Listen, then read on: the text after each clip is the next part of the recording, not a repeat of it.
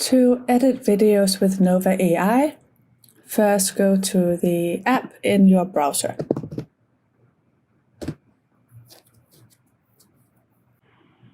Here you land on your video editing project space, and first you will need to create a new project in order to upload your video to edit.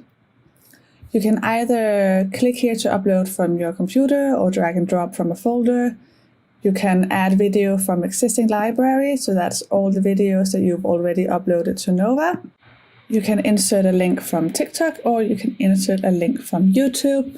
For now, I'm just gonna grab this YouTube link here and insert it and click here. And the video is now being uploaded. Okay, and now the video is uploaded. This is what the editing space looks like down here on your timeline. You have the video, you have the subtitles of the video, which I will go into depth with in a second. Over here on your left, you see the different categories for editing that you can do. So first we can do a simple thing such as splitting our video. We click here on the timeline where we want to split it, we click split, and the video has now been split in two. I can then take my cursor, hover it here, and I can pull the handles to shorten or lengthen this part of the clip. I can click anywhere else again, hit split, and again my video has been split. If there's something I'd like to delete, for example this chunk right here, I can split again, click on it, say delete, and that part has now been deleted. If I do something that I didn't mean to do or I want to undo it, I just go up here and click my undo button. Here we have the redo button. I can change the size of my video by clicking here and, for example, say I want it square because it's going on Instagram. If I click on the video here in the player window, I can then drag it to make it fit however I would like it to fit in my square player. When I click on the video, I can then also adjust speed and adjust the volume of my clip. I'll get back into this in a second. I just want to show you a bit more with the sizing options.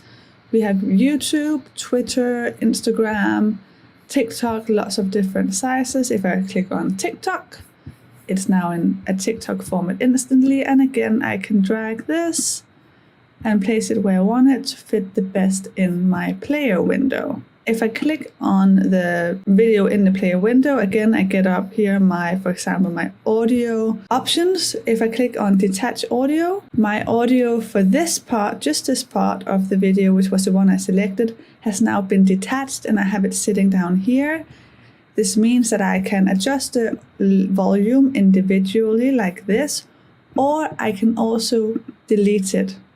I can remove the audio from that part of the clip, which then gives me the option to, when I go into media, where we can upload different types of media, I can, for example, upload my own audio, which could be music playing underneath the image, it could be a voiceover, whatever you would want that to be. I can upload more videos to the timeline by clicking here. I can, for example, also upload an image.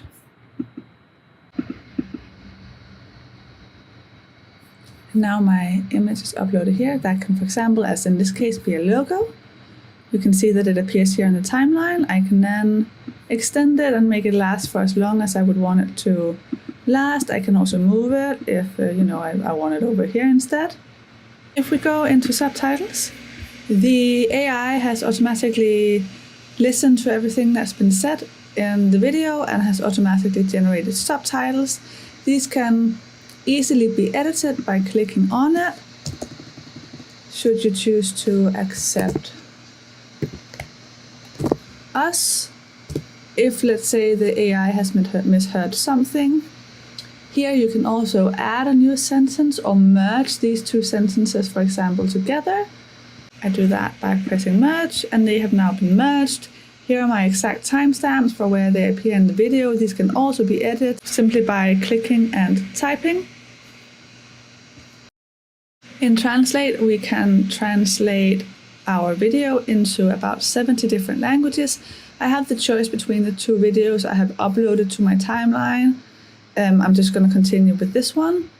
So I say translate, and I say, let's translate it to Danish.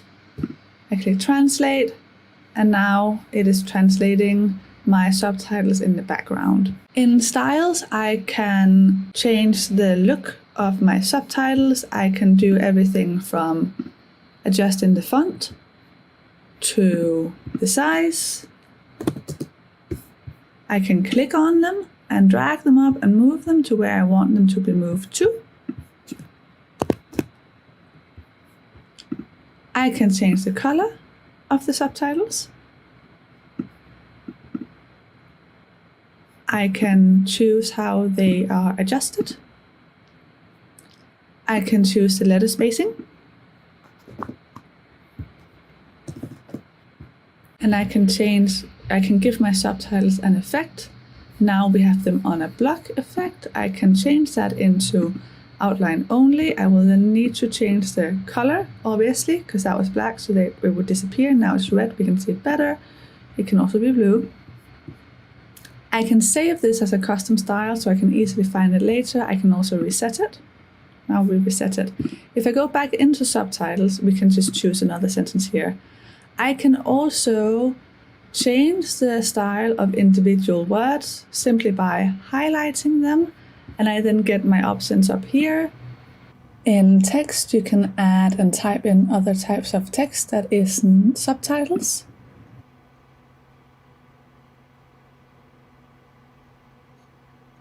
And this we can also change the style of, the font, the colors, everything as we did in subtitles. When I type, you see that it comes up down here on the timeline. Again, I can just click on it here on the side and drag the handles to make it last for longer on my video. This I can save as a custom style, so I can easily find it again. You can also type in more regular looking text that comes up like this.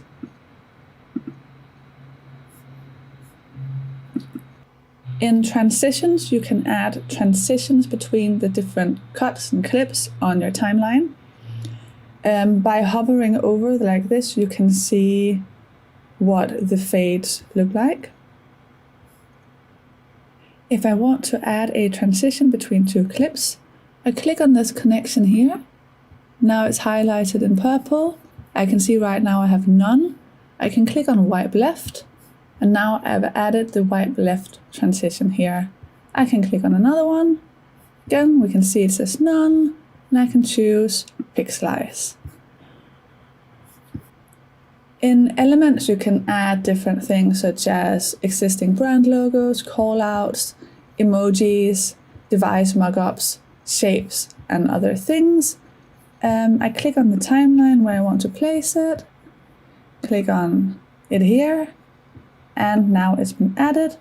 Again, I can just pull the corners here and adjust the size, and I can click up here and then I can rotate it. Again, you see it here on my timeline, and I can drag the corners to make it last for longer. When I feel my video is ready and I like the editing that I've done, I go up into export where I have my different export options. Right now we have it on a simple export option where you just choose the export quality you want, for example HD. And here we can choose whether to add the subtitles that's been generated onto the video so that you can visually see them. They're burnt directly into the video, or we can choose not to have that. If I go into advanced settings, I have more advanced choices for my export. When I'm ready, I just click export, and that's it.